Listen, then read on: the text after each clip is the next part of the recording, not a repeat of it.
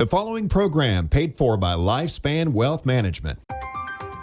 Providing financial advice since 1993. It's time for Your Money with Sherry Goss, Randy Goss, and Jonathan Eisner. And now from the Macon studios of News Talk 940 WMAC, it's Your Money.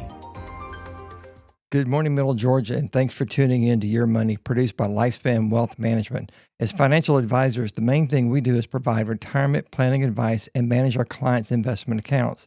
So if you're looking for an investment advisor, call our office at 478-922-8100 to set up your complimentary consultation. Lifespan Wealth Management has offices in Macon and Warner Robins for your convenience and has been serving Middle Georgia for over 30 years. You can learn more about our services by visiting our website at retirerelax.com.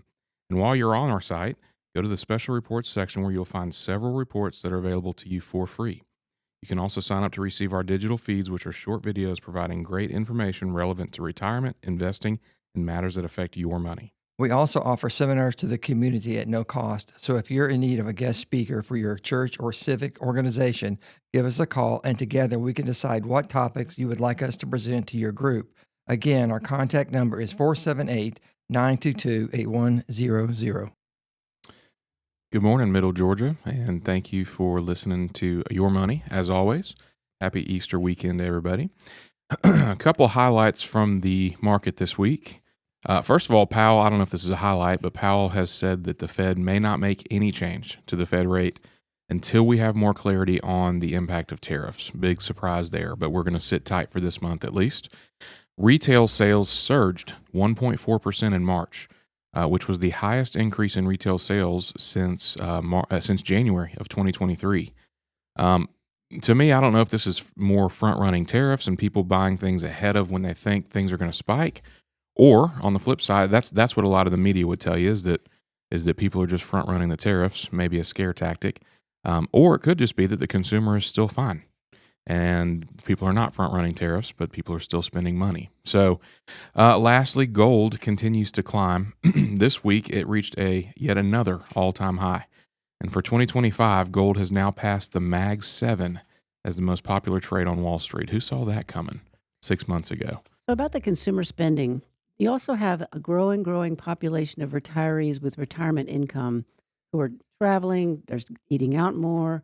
I mean, there's a lot of spending in that sector or that segment of our population, so they could be keeping everybody else afloat. You're right. They could. It seems like every article right now is written with some sort of spin on tariffs. And I mean, no doubt tariffs will have some impact on the way the world spends. There's no question about that. But every single article is like, hey, like this one, spending surged in March because people are ahead of the tariffs. I don't know. I don't know if that's what it is or. And today's show is no different. We have a couple of articles that are tariff slanted. Right. Yep. Well, I mean, it is all the rage right now. No doubt about it. NVIDIA, the chip maker that powers much of today's AI boom, on Monday announced a push to produce NVIDIA AI supercomputers entirely in the U.S. for the first time. Because of tariffs. That's right. That's right. They plan to spend up to $500 billion on infrastructure over the next 4 years. NVIDIA wrote in a blog post that it has commissioned more than 1 million square feet of manufacturing space. The news comes after President Trump, in a push to take on trade deficits and pressure companies to onshore more of their manufacturing to the U.S. NVIDIA is also building manufacturing plants for its supercomputers in Texas, partnering with Foxconn in Houston and with Wistron in Dallas. It expects to reach mass production at both facilities within 12 to 15 months. Isn't that amazing? It is. And NVIDIA needs this project to be completed fast as possible. AMD headlines were similar to NVIDIA's this week, and their stock price took a similar fate as well. So big banks show consumers remained resilient heading into tariff turmoil. Americans say they're getting worried about the economy and inflation, but banks say they aren't acting like it yet. Bank of America and Citigroup said Tuesday consumer spending ticked higher in the first quarter when concerns about tariffs in the economy began to bubble up. JP Morgan Chase said last week that credit and debit card spending rose, but they acknowledged that some of the spending may have been people making purchases in advance of price tariffs, There like you you go mentioned. again. As we all know, consumers continue to spend. Continuing to spend is good, and it is ultimately the basis of our economy. And as of now, according to analysts at the Bank of America, signals at this point from the consumer are that the U.S. economy still remains in good shape. Worries about a recession and higher prices have climbed in recent weeks since Trump's sweeping, I feel like I'm cutting out, sweeping tariffs set off massive swings in markets. Yeah, I do believe there's something wrong with your microphone this morning. Okie dokie. Yeah, there's a closely watched consumer sentiment index look at, and it took somewhat of a nosedive in April. And Wall Street executives have been warning that Trump's actions could push the economy into a downturn. The S&P 500 already slid by the end of the first quarter with uncertainty over Trump's next moves hanging over the markets. But now, bank results haven't signaled any serious signs of distress among consumers or moved to rapidly build up defenses for potential losses. But as for now, it does appear that consumers are holding up well and still supporting the president's initiatives. Yep. There is a vast hidden workforce behind AI. They'll become redundant as technology. Will they become redundant as technology develops? This is, I think, what everybody's concerned about in terms of AI and how it affects Yes. jobs. But Absolutely. when DeepSeek, a hot Chinese firm, released its cheap large language model late last year, it overturned long-standing assumptions about what it will take to build the next generation of artificial intelligence. This will matter to whoever comes out on top in the epic global battle for AI supremacy. Developers are now reconsidering how much hardware, energy, and data are needed. Yet another less discussed input in machine intelligence is in flux too, and that is the workforce. To the layman, AI is all robots, machines, and models. It's a technology that kills jobs. In fact, there are millions of workers involved in producing AI models. Much of their work has involved tasks like tagging objects in image of roads in order to train self-driving cars and labeling words, and auto recordings used to train speech recognition systems. Technically, annotators give data the contextual information computers need to work out the statistical associations between components of a data set and their meaning to human beings. In fact, anyone who has completed a CAPTCHA test, we all know those. Those are the pictures where you have to, click every Yes. picture that's a bike or a railroad or a Yes. traffic light. Inevitably, I always miss one because it's so small and hard to see. Anyway, anyone who's completed a CAPTCHA test selecting photos containing zebra crossings, there you go, have inadvertently helped train an AI. That's so interesting. So I have to deal with these all the time, but at least they're not really annoying. Right. They could be worse. They could be worse. Right. Alex Wang, the boss of Scale, says says this is the unsexy part of the industry. Although Scale AI says most of the contributor work happens in America and Europe across the industry, much of the labor is outsourced to poor parts of the world where lots of educated people are looking for work. The Chinese government has teamed up with tech companies such as Alibaba to bring annotation jobs to far-flung parts of the country. In India, the IT tech body NASSCOM reckons annotation revenues could reach $7 billion a year and employ 1 million people there by 2030.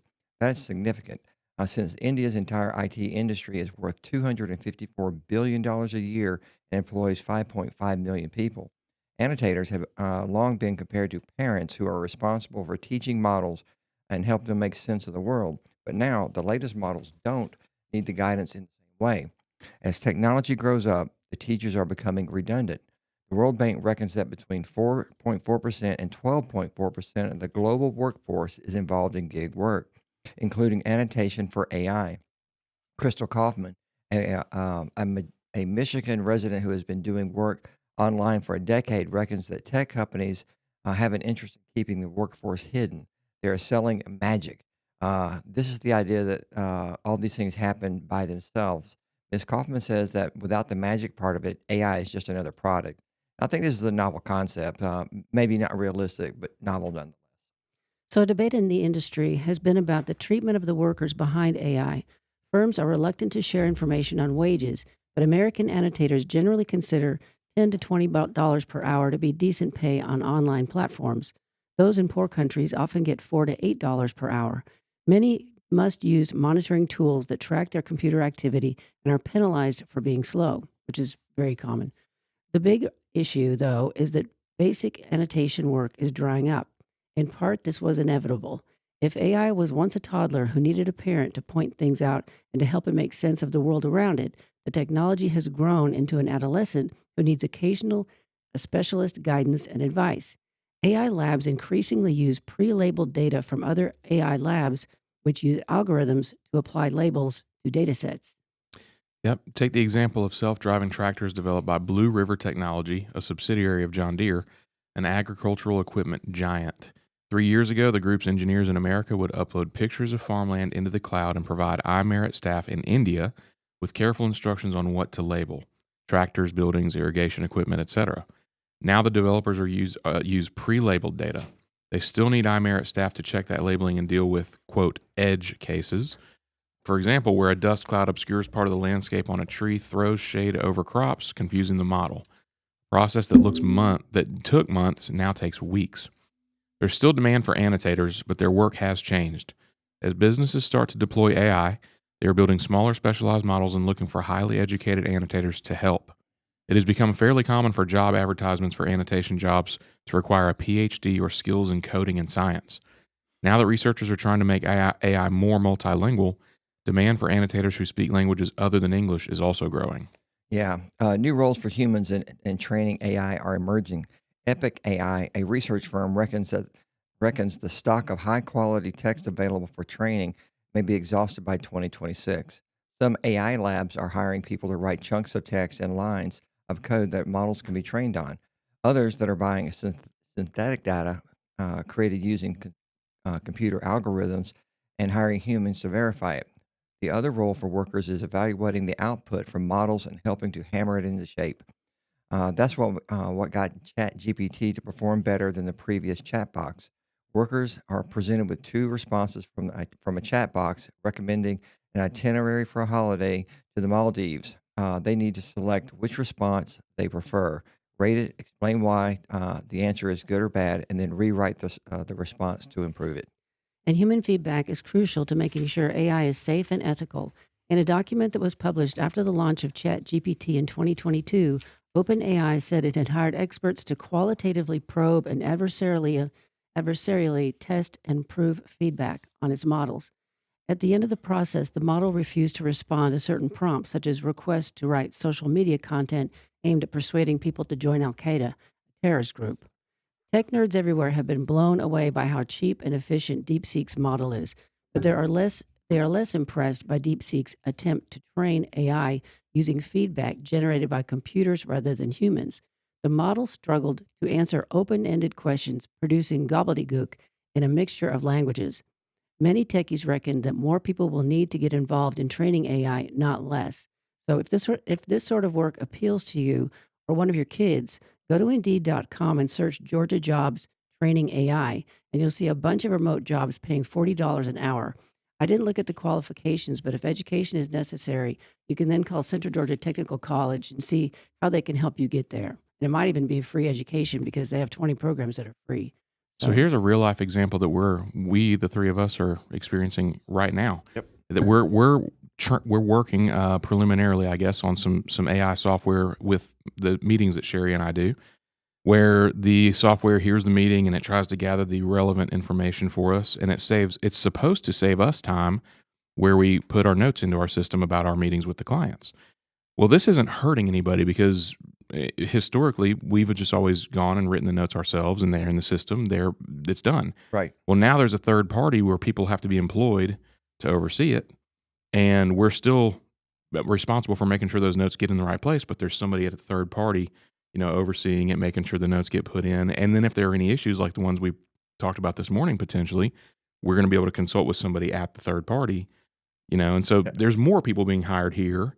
Right. Where there weren't before to run this program. That's right. And one of the things that we like about this from the user end is that, prior to using this, you and Sherry or any other advisor who might be using the software, while they're meeting with a client, has to be taking notes. So it's just like when you go to a doctor's office and the doctor's got their face shoved in front of a laptop making notes in the system. You don't really feel like you've got 100% of that person's attention. Sure. Now, the note taker is doing all the note taking for you, and it is amazing how accurate it is. Right. And the verbiage, verbiage is perfect. Like, it's crazy. Yeah, but now the financial advisor is completely focused on the client. Oh, it's everything about this is good. It allows me and her to focus more on what the client's saying, make it more personable. And my point is that nobody's getting fired because we're using this software. That's right. We're still meeting with people. And it's creating jobs on the back end. It's creating jobs on the back end for people to run the program. Yep. And ultimately, teams of people. Yeah. teams of people. So here's a big one. Another one Sherry and I talked about this week, and that is understanding tax brackets. Can't tell you how many people over the years, and she just recently encountered one of these. People think that if you make $1 more and it puts you into the next tax bracket, you're paying that tax rate on your entire income. On everything. It's not true. Somebody said to me, this is the most simplistic way to think about this. Somebody said to me this to me once, and it stuck, and it's true. Making more money is always better. It's never a worse thing to make more money. So the tax bracket system is actually tiered. So here's a little bit of information about that. Your tax bracket might be 24%, but your effective rate is actually lower. Where federal tax brackets and rates will land next year depends on whether Congress extends the 2017 tax cuts for individuals that expire at year end. That law kept the former 7 brackets but lowered 5 of the 7 rates. It also widened the brackets, meaning taxpayers could earn more before moving into a higher bracket with a higher rate. Brackets are also subject to annual inflation adjustments. Your top bracket isn't always as important, though, as many taxpayers assume. That's because the U.S. has a progressive tax system. The result is an effective tax rate that is typically lower than many people realize. It also means taxpayers shell out less in payments to the government than they would if all their income was taxed at the marginal rate, which is what I was saying before. Tax code has 7 income tax brackets for individuals with accompanying tax rates that range from 10% to 37%. The 10% rate takes effect at the first dollar of taxable income. After benefits like the standard deduction are applied. As your taxable income moves up the ladder of brackets, each layer gets taxed at the progressively higher rate. Your marginal rate, or the top rate, is the highest rate that applies to you. It aligns with the highest bracket you fall into, what you pay on your last dollar of income. Your effective or average tax rate will be lower than your marginal rate. That's because the first slice of income is taxed at 10, the next slice at 12, and so on and so forth. The brackets are different for single and joint filers. It takes more income for joint filers compared with single filers to move into the next bracket at a higher rate. So when clients take distributions, I show them the tax chart and explain this, and they just assume that they are paying the highest rate on all the money they are taking out of their IRA. 9 out of 10 taxpayers take the standard deduction according to the IRS. Others are able to itemize deductions because they have enough additional items such as mortgage, interest, property taxes, charitable donations, and medical expenses. You take these deductions off of gross income to get to your taxable income. Your tax liability is based on that. Also important to note, other factors can reduce your tax liability further. If you make tax-deductible contributions to an individual retirement account, if you have children, or if you qualify for the 20% deduction for small business owners, for example, if you have certain kinds of investment income, such as qualified dividends or long-term capital gains, your effective rate in tax owed may be lower too. And this is something that everybody really needs to understand so that they can plan their distributions. And I have a lot of clients that give their distributions, they have to take directly to a charity, so they don't pay any tax on it. They don't get the deduction, but they don't pay the tax because they have to take it out anyways. I've got a lot of people doing that. Yeah. And since we're talking about taxes, I want to tell you about some tax deductions that you just won't believe. You'll probably roll your eyes at some of these. You know, we're all entitled to take every legitimate deduction we can manage, but the IRS places some limits on your creativity. Here are some examples of deductions from the IRS's archives that were permitted, and some that, were too creative. Yep. Here's a creative one. Usually a child's school-related costs are not deductible. However, one taxpayer was allowed to deduct the cost of travel, room, and board as a medical expense for sending a child with respiratory problems to a school in Arizona. I guess the dry air. Yeah. Take it where you can get it. Right. You know, pet food typically doesn't qualify as a write-off, except in the case where a business owner successfully argued that it was a legitimate expense to feed a cat, protecting their inventory from vermin. Business write-off right there. Right. Hey, you guys have 4 cats. I know. You got to figure out how You're to. just going to need to get a vermin. Yeah, right. Exactly. Let's not. So does your child have an overbite? If so, you may find that the IRS is okay with a medical deduction for the cost of a clarinet and lessons to correct the overbite. A deduction for a swimming pool won't float with the IRS except if you have emphysema and are under doctor's orders to improve breathing capacity through exercise.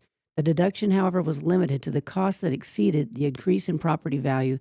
And yes, ongoing maintenance costs are deductible as medical expenses. I find that pretty shocking. Those are shocking. Yeah. All right, here are some deductions that were just too creative. The cost As of if those weren't creative enough, by the Right. way. Yeah. The cost of a mink coat that a business owner bought for his wife to wear to dinner for entertaining clients was denied, even though he claimed it was an integral part of the dinner conversation and provided entertainment value. Yeah, buzz. Despite having dry skin, one taxpayer was denied a deduction for bath oils as a medical expense. Nice try. Desperate. Losses associated with theft may be deductible, but one taxpayer went too far in deducting the loss of memories when her photos and her life souvenirs were discarded by her landlord. I don't know about that one. Yeah. How do you put a That's financial value pretty on? creative. One business owner reported an insurance payment as income, but then deducted the cost of the arsonist as a consulting I fee. like that one. That's good. creative. That's good. But don't expect taxpayers to pay for enhancements to self-image. Just ask the ballerina who tried to deduct a tummy tuck or the woman who tried to write off her Botox. Yeah. People get a little creative out there, don't they? Now, if you're a model, you can get away with that. It's probably a medical expense of some sort. Yeah. If it pertains to your job. As always, this information not intended as tax or legal advice, nor should you use it for the purpose of avoiding any federal tax penalties. Please consult legal or tax professionals for specific information regarding your individual situation. Creativity is not something that the IRS typically rewards, so you should be careful testing the limits of its understanding. Seek the counsel of an experienced tax or legal professional for specific information regarding your situation. And I will add, you do not want to get audited. As a business owner, I've been audited twice, and the people show up and they wear a badge, like a sheriff badge. They sit in your space and demand you to print document after document to look. They're looking for something you've done wrong. It is so stressful.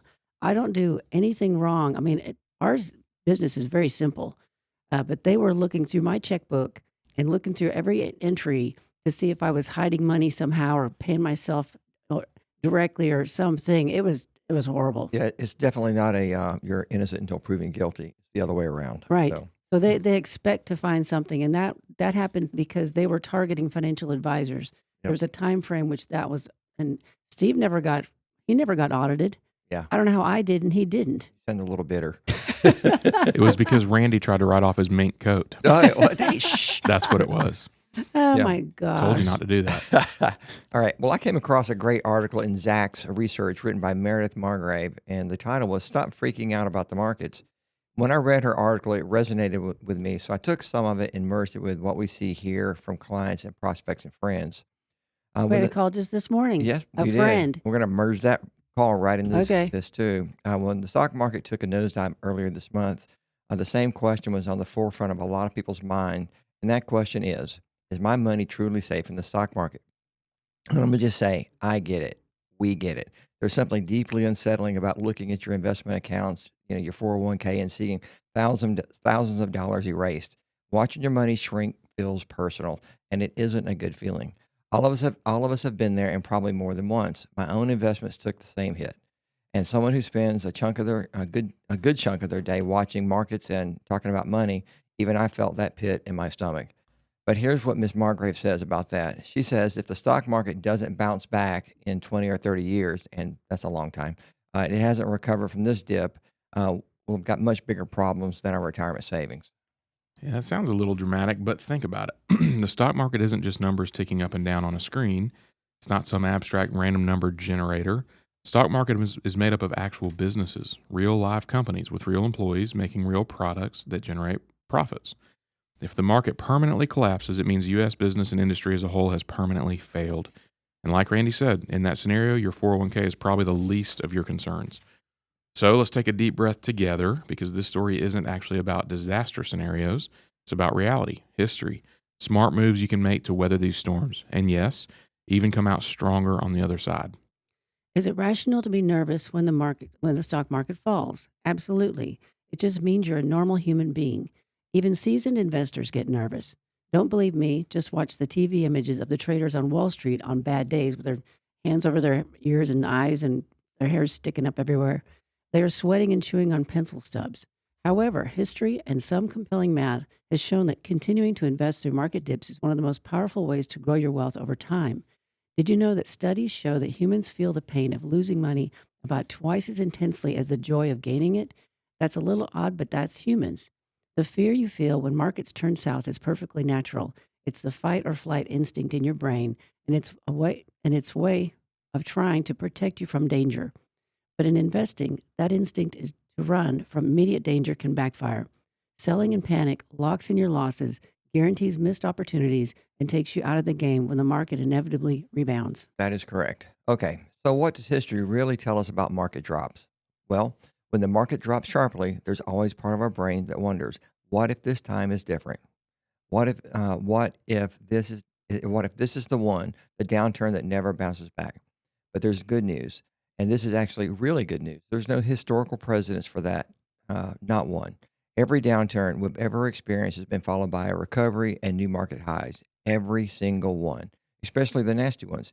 Here are 4 examples that I'm sure you've all heard of. First of all, the Great Depression, 1929 to 1939. Stocks lost 90% of their value. It was catastrophic, frightening, and it truly felt like the end of the financial world as we knew it, but it wasn't. Eventually, the stock market recovered completely and soared to new highs that no one back then could imagine.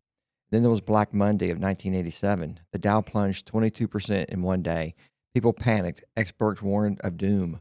But the market quietly climbed back, hitting new highs within 2 short years. And in 2008 was the financial crisis. The world felt uncertain, and the stocks lost more than half their value. Yet, within a few years, the market had fully recovered and has since gone to double, and even triple in value, rewarding those who stayed calm and invested. And then there was COVID of 2020. Markets fell 34% overnight.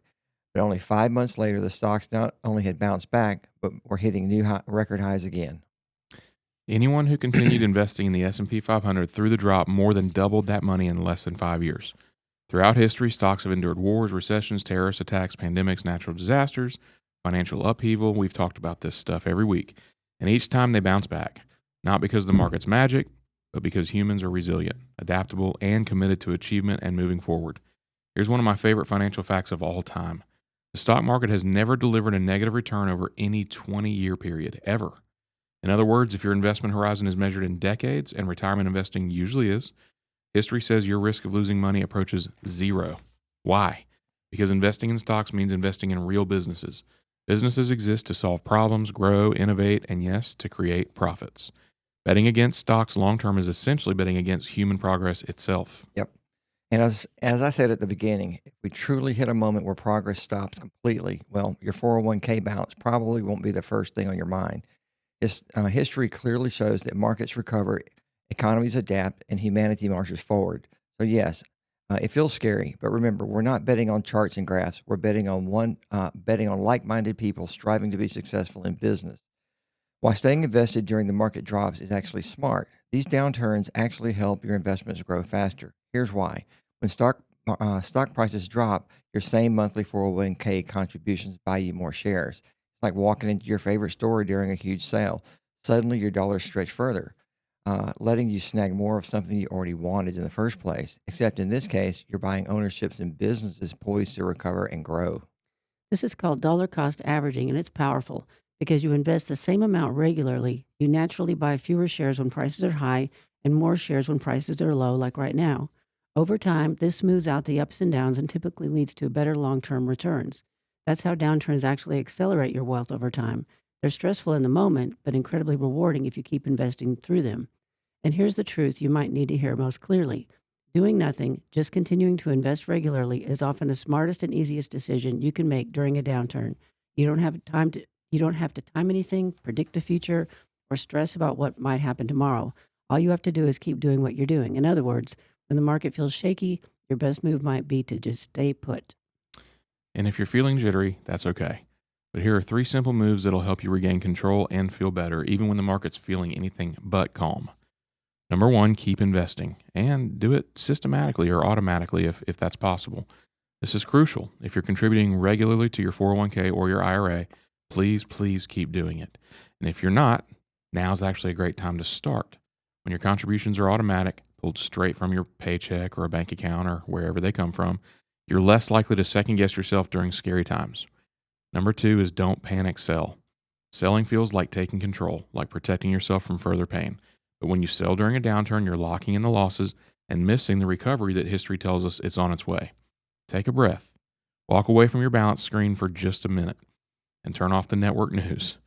Remind yourself that markets have always bounced back stronger. Number 3, make sure you are properly diversified. This one's practical and very easy. Take a peek at your investment accounts. Is your money spread out across different types of investments like stocks, U.S. stocks, international stocks, bonds, cash? If yes, you're doing the right thing. You're already set up well. If not, now might be a good time to shift a little bit. Diversification helps smooth out the ride, giving your portfolio the resilience to weather storms like this. Yes, and those 3 steps aren't complicated, but they are powerful. They'll give you clarity and comfort in a chaotic market. And here's the bottom line. Investing isn't just about money. It's about a belief in growth, in resilience, and in progress. When we invest, we're placing bets not on numbers or charts, but on people and companies and ideas. We're betting that betting on the future, despite setbacks and temporary chaos, that it's brighter than today. And historically, that's always been a winning bet. So yes, the markets feel scary right now, and we've been there before. Our parents were there before us. Our grandparents were there before them. And each time we moved forward, rebounded, and built back stronger. Decades from now, the anxiety you feel today will just be one small moment in your financial journey. You won't remember the fear of investing during a market dip nearly as much as you'll notice how your steady, patient contributions have compounded into real lasting wealth. So keep breathing, keep investing, and keep believing. You're not betting on charts and graphs. You're betting on yourself, on me, on all of us, and on our shared future. Now, if you are retired on a fixed income and you cannot afford to recover from a large loss, come see us as we have model portfolios that are actively managed to avoid large losses. That's right. And we actively manage these portfolios. But there's another thing that Jonathan and I were talking about, and it was based on a phone call that we received this morning on the way in. A friend of ours called and said, "Hey, what do you think about the stock market?" And we said, don't panic, don't sell, And he goes, "But I'm already in retirement or getting right to retirement. And if you're in that boat, and maybe you're And he doesn't need to use any of this money. right, but let's say you're already in retirement and you're taking money, just RMDs, required minimum distributions. You have to remember this market's going to recover, and if you're having to take RMDs, then you're not having to take your entire your entire distribution at one lump sum. So just let the rest of it sit there and recover. You're going to have to sell some of it to get that RMD, but just that little bit is going to probably take a loss when you pull it out. But the rest of it's going to have the time to come back. So don't panic. Agreed. Okay, we blew past the halftime show here, so we're going to go to that right now. You've been listening to Your Money, produced by Lifespan Wealth Management with your hosts, Sherry Goss, Randy Goss, and me, Jonathan Eisner. If you'd like to contribute to the show, you can email Randy at rfmoney.com with a question or topic that you'd like us to cover in a future broadcast. Our number is 478-922-8100. We have offices in Macon and Warner Robins for your convenience. And you can find out more about us by visiting our website, retirerelax.com. Lifespan Wealth Management has been serving the Middle Georgia area for over 30 years, helping people like you achieve their investment and retirement goals. And if you're in need of a financial advisor, please contact our office at 478-922-8100. We also offer seminars to the community at no cost. So if you are in need of a guest speaker for your church or civic organization, give us a call and together we can decide what topics you would like us to present to your group. Again, our contact number is 478-922-8100. Now back to the show. Jonathan, what you got? Well, first, before I start this next thing, I was going to give you guys a little kudos because it's easy for me every week as a 40-year-old to sit here in this microphone and say, hey, stay the course.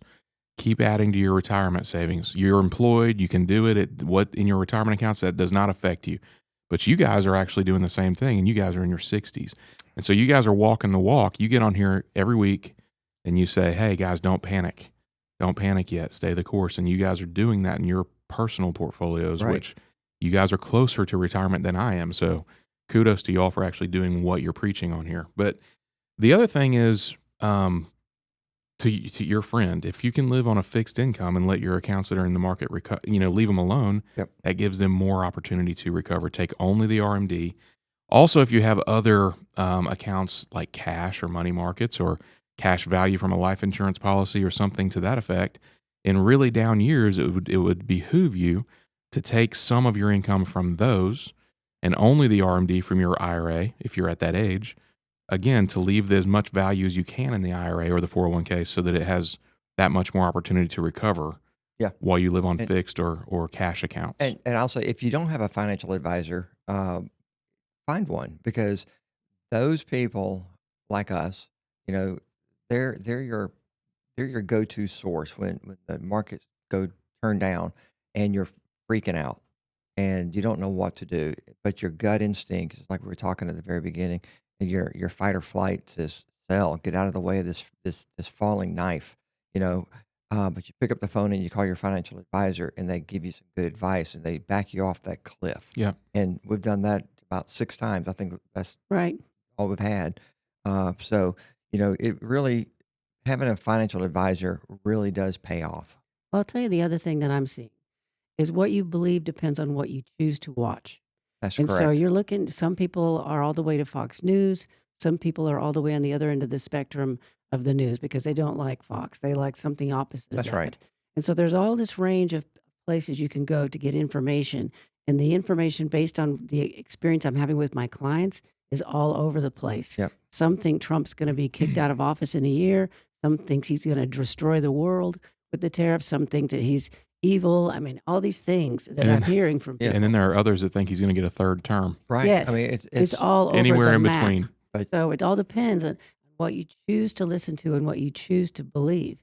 So you might want to try multiple sources of news to try to figure out, what's really going on out there. Right. And the Wall Street Journal to me is incredible. They separate fact from opinion.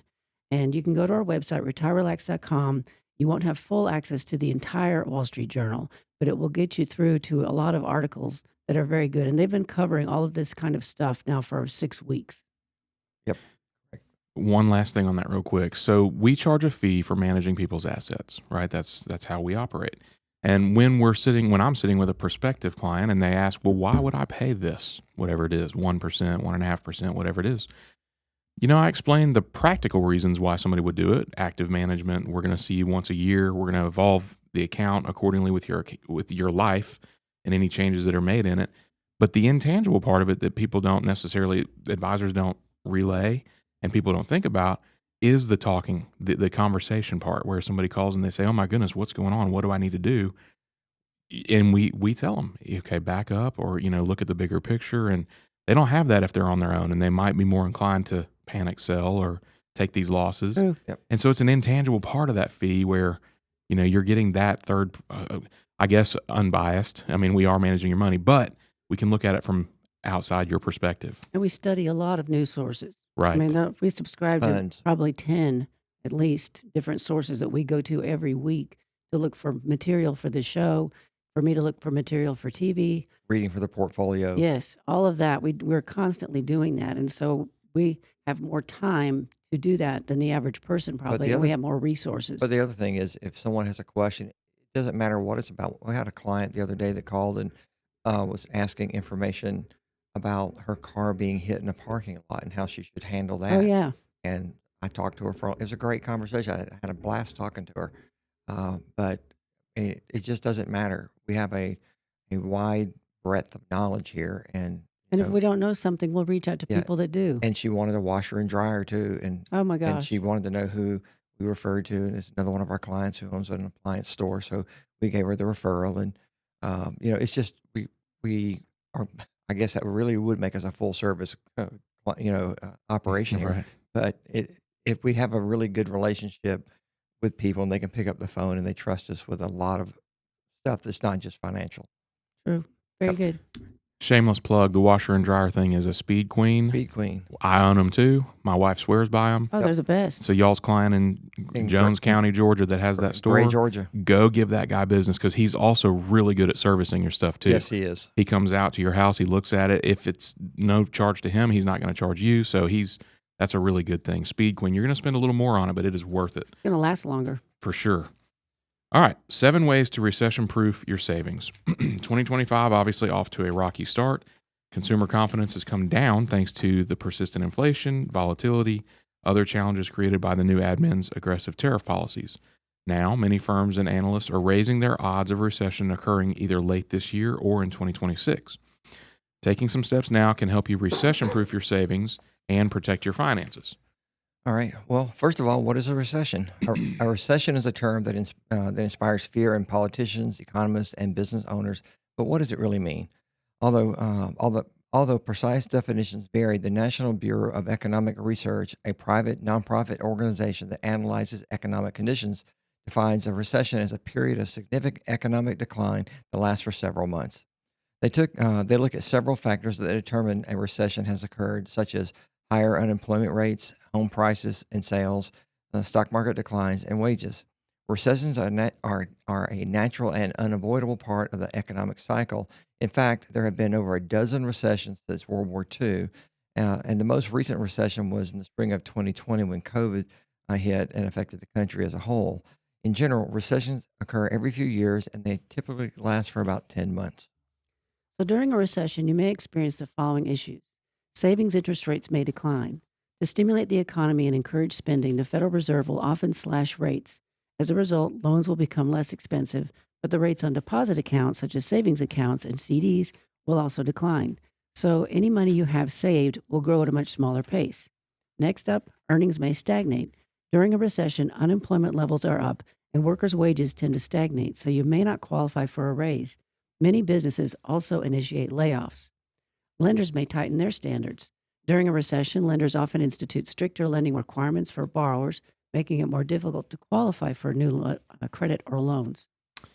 Yep, all that's true. And to minimize the impact that those things may have on you, here are 7 steps that you can take to at least be prepared for it. 1, review your budget. It's a good idea to check your budget, review your spending to identify any corners you can cut. There are any number of software programs now that can help you keep a close eye on your income and your spending and track it all. Canceling unnecessary services or subscriptions, reducing the number of streaming services you use, and sticking to a meal plan and grocery list are all small ways that can add up and help trim your spending. If money's tight, you may need to take some more drastic measures, like instituting a shopping freeze in the house or shopping around for cheaper insurance, something to that effect. Number 2, build an emergency fund. It's unavoidable. You're managing your finances well and making progress toward your goals. I can speak to this so strongly. When an unexpected problem pops up, perhaps your pet becomes ill and needs to visit the emergency vet, been there, or your car refuses to start, hadn't been there but have had car problems. Whatever the case may be, those emergencies can leave you scrambling to cover the cost, or you may end up using a high-interest credit card to cover the bill. Building an emergency fund is a critical step to avoid unnecessary debt. Although experts recommend saving enough cash to cover at least 3 to 6 months of expenses, the most important thing is to start small. Even if you can only save $50 or $100 a month, that can provide some financial cushion against the unexpected, and it really adds up over time. That it does. Next is to move cash to a high yield savings account or an HYSA. To make your savings work as hard for you as possible, move a portion of your cash to a HYSA account. Nationally, the average rate for savings accounts is just 0.41, which is terrible, but the best high-yield savings accounts are currently offering rates as high as 4%, and some more if you shop around. Rates tend to decline during recessions, but high-yield savings accounts will provide a higher yield than you get from the basic checking or savings accounts. Lock in higher rates for the CD or a fixed annuity. As mentioned earlier, the Federal Reserve typically cuts rates when there is a recession. That decision causes the rates on deposit accounts to decrease. However, there are some deposit products that allow you to earn a fixed interest rate over a set period of time, such as CDs and annuities. Opening an account will allow you to lock in today's rates, competitive rates for months or even years, which will help you maximize your money. Next, pay down debt. One of the best investments you can make is to pay down high-interest debt. Credit cards can have rates well into double digits, and even car loans and personal loans can be expensive in today's high-interest rate environment. Paying extra toward your balances will help you save money on interest and get rid of your debt faster. And I absolutely hate debt, especially credit card debt. Yep. Look for other streams of income. Because wages tend to stagnate during a recession and layoffs become more common, developing other streams of income is an excellent way to recession-proof your finances. You could pick up a side hustle such as delivering groceries, walking dogs. I have a number of retired people who do this. They pet sit, and they make $25 an hour, and it's cash. I mean, it's crazy. Or developing social media content for local companies to earn extra money. Or you can learn a new skill to expand your options and increase your earning potential. Next, stay the course. If you haven't gone through a recession before, it can be a scary experience. When you check the balance of your 401k, individual retirement account, or investment account during a recession, you may be shocked to see large losses and account declines. However, you shouldn't panic. Although it can be scary to see such steep drops, recessions are normal and investments tend to ebb and flow. Avoid the impulse to cut your losses and sell off your holdings. That approach only locks in the losses. Instead, continue contributing regularly to your retirement or investment accounts and focus on long-term performance. I think all those are good advice. And since we're talking about high yield accounts, I want to tell you about a novel bank I was introduced to by one of our associates. But first, the disclaimer, I'm not endorsing this bank in any way, and we do not own shares of the bank, but we do like the concept that they are using to attract business. It's tied to your fitness. The name of the bank is Fitness Bank, and they tie the interest rate that you earn to your checking and to your savings account on your physical activity, whether it's steps from walking, running, or swimming, or biking, or pushing a wheelchair. The rates posted online Friday started at 4.5 for their fitness savings account, and if your average daily step count hits 12,500 steps, and 10,000 if you're 65 or older. Their elite checking was 5.35% if your average daily step count hit 10,000 or 7,500 if you're 65 or older, with a minimum of 15 debit card transactions in a month. And there's a combo package if you have both the savings and the checking account, and that rate is 5%. And so you can look them up online at fitnessbank.com. And interestingly, I checked out their investor relations page, and they're owned by Affinity Bank Shares in Covington, Georgia. And they converted to a national bank in 2023. So they are FDIC insured. Yep. Very good. For what it's worth, I'm a big fan of HYSAs for short term, especially for short term. We have a client right now that you guys know who I'm talking about that's a prospective client who's entertaining becoming a client with us. Hundreds of thousands of dollars in the bank, 200 and something thousand of which is in a high yield, and the other, let's call it 500,000 is not. It's just in a savings account. Well, while she's in limbo and trying to figure out if she's going to do anything with us or with the other advisors she's interviewed, I told her, I was like, hey, in the meantime, put the 500 over in the HYSA. Yeah. Even if it's only 6 weeks, that amount of money getting 3.5% or 4% interest is real money. It's like $1,500 or $2,000 in 6 weeks. Yep. So move it over there. And I think she really appreciated that because she knows that's obviously not something that's going to benefit us in any way. Right. But why not? Good advice. In the meantime. So if you've got money sitting in a savings, but you can, I was going to say if you have access to an HYSA, but you can find an HYSA. They're out there. Yeah. And if you're looking to get into shape, it's a great opportunity to make money while you're doing it. For sure. Why not? Okay. Cash may feel safe when stocks slide, but it also has its risks. Recently, many investors have fled from stocks in favor of perceived safe havens like cash amid the tariff-fueled market volatility.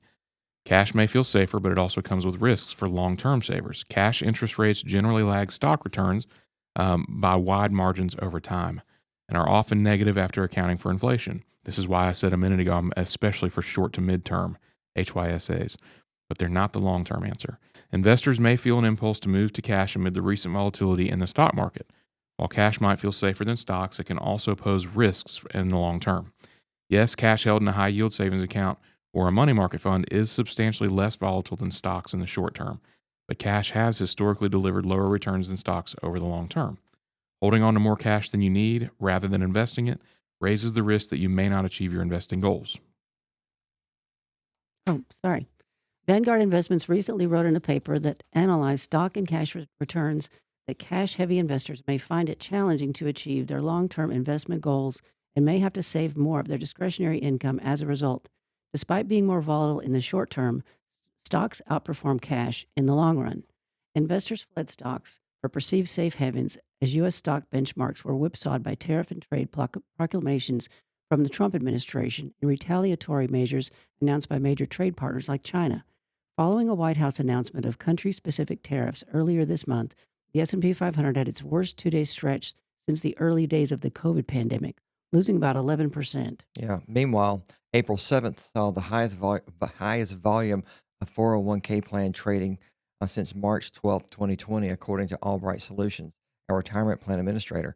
About 94% of proceeds moved to conservative assets like money market, bonds, and other stable value funds. This is not to say that cash does not have its benefits. For instance, it's there when investors need money for emergencies and major purchases, even if there's an upheaval in the stock market. We all need to have that emergency fund in addition to equities. On the other hand, cash has a long history of offering negative real returns, meaning returns after accounting for inflation. In other words, consumers who hold a portfolio that is 100% cash actually lose wealth over time after accounting for the inflation. If interest rates don't on cash don't keep up with the rising prices, you're going to be losing purchasing power. But stocks have the potential for high growth, especially over the long term. They also come with risks too, as we all know. The stock markets have their ups and downs, and that can at times be gut wrenching, as we've said many times. If you can't mentally or emotionally ride out the tough times and sell out, you might have to bank losses if you need your money and can't ride out the market downturns. Investors who are still in the accumulation savings phase, and that would be those who are still in their working years and still saving a portion of their income, they should hold enough cash for emergencies in an account that's easily accessible. You may want to hold back enough cash for planned purchases within the next 5 years, like a home down payment or a car purchase or tuition, college tuition, that sort of thing. If you see these expenses on the horizon, try to set the cash aside versus having to sell investments, pay capital gains on them, or worse, take losses on them if you're forced to sell during a market downturn. Planning is the key. The rest should be allocated to stocks and bonds based on your time horizon to retire, as well as your financial and psychological ability to take on risk, or your risk tolerance, as it's called. For example, someone with 10 years to retire should have a lower share of their portfolio in stocks relative to someone who's 30 years from retirement. And people in or near retirement, when they will need to start withdrawing money from their portfolios, should hold enough money in cash, short-term bonds, and certificates of deposit to fund 5 years of income needs, plus any upcoming major purchases. The rest should be in a diversified portfolio, fixed income, and stocks. Even retirees generally need to allocate some of their portfolio to stocks. Often people need their nest eggs to last 3 or 4 decades after they retire. Do it as because it is important for their portfolio to continue to grow, and stocks are a good way to ensure this happens. Yeah, as you can imagine, we have a lot of conversations about this with people. Yep. And if you have any concerns or you'd like some guidance, let's chat. We'd be happy to talk through it with you. Yep. All right. It's gardening season, so the next article is important to you. The agricultural officials in multiple states are warning residents to stay alert after renewed reports of unsolicited seed packages appearing to be sent from China have surfaced in Alabama, Texas, and New Mexico. The Texas Department of Agriculture said this month that it has collected over 300 packages of seeds collected from 64 locations, including one that contained a live plant. Seeds range from vegetables and herbs to grasses and even invasive aquatic plants. These seeds may not be listed as noxious, but it still poses a serious national biosecurity threat, according to the Texas Agriculture Commissioner. There are similar incidents in 2020 when the U.S. Department of Agriculture received thousands of reports of Americans receiving mysterious seed packages marked with Chinese characters. Federal investigators later determined that the mailings were likely part of a brushing scam where sellers sent cheap goods to boost fake online reviews. Officials found no malicious intent, but warned of the risk of planting unknown seeds. This time around, concerns remain just as high. Alabama has reported 6 recent cases, including tomatoes and onion seeds that were tested negative for toxins, but still raised flags. The concern is that seeds may be invasive to native plants or harmful to livestock. New Mexico also confirmed that the arrival of the unsolicited seeds. Officials are urging residents who receive such packages to leave them sealed, avoid planting them, and report the incident to the local agriculture department. So if you do get the seeds or plants in the mail from China or any other foreign country, give the Georgia Agriculture Department a call. Their number is 404-656-3741. We've got 1 minute. So Wow. So that is fascinating about the seeds, and I really don't understand what the end game is for the people that are shipping them out, other than just to show that they have orders that are not real. that's it. That's the brushing scam. Yeah, that's crazy. I'm surprised there isn't more of that. Well, you got. It sounds like it could be more sinister than that, though, if they want to harm our livestock, Right. which means we have to buy it from somewhere else, like China or somewhere else. Right. You know, so it seems like if you poison our plants that we all live off of, that Right. So I don't know. It could be pretty. That they found no noxious or bad stuff about them, but a plant that is native to another country could overtake our plants here. Yeah. And it was saying that it might not. Yeah. So Right. it could be bad. Well, thanks for listening, everybody. Have a great day. Thanks for listening to Your Money, produced by Lifespan Wealth Management. As financial advisors, the main thing we do is provide retirement planning advice and manage our clients' investment accounts. If you're looking for an investment advisor, call our office at 478-922-8100 to set up your complimentary consultation. You can learn more about our services by visiting our website at retirerelax.com. And if you'd like to contribute to the show, you can email me, randy@rfmoney.com, with a question or a topic that you would like for us to cover in a future broadcast. And we look forward to connecting with you next week. Have a great weekend, everyone.